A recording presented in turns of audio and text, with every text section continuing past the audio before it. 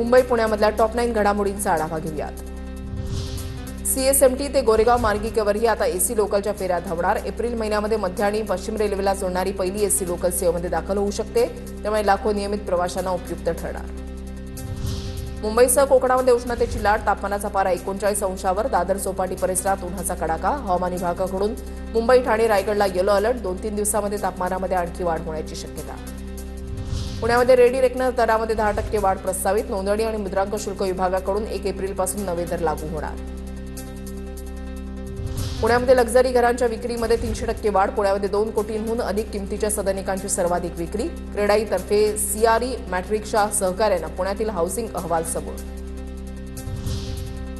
पुण्यामध्ये 450 मद्यपी दुचाकीस्वारांवर गुन्हे दाखल। ट्रिपल सीट दुचाकीस्वारांकडून 1.5 कोटींचा दंड वसूल। होळी आणि धुळवडी निमित्त ड्रंक अँड ड्राईव्ह विरोधी विशेष मोहिमेमध्ये 455 वाहन चालकांवर कारवाई। पुण्यामध्ये कोरेगाव पार्क इथे सर्वाधिक तापमानाची नोंद। पुणे शहर आणि परिसरामध्ये तापमान सरासरीपेक्षा 2 अंश सेल्सिअस जास्त। कोरेगाव पार्क इथे सर्वाधिक 37 अंश सेल्सिअस तापमानाची नोंद। नवी मुंबईतल्या कोपरखड्यामध्ये कोचिंग क्लासेसचा स्लॅब कोसळला। स्लॅबखाली अडकलेले 20 विद्यार्थी सुखरूप, 1 जण किरकोळ जखमी।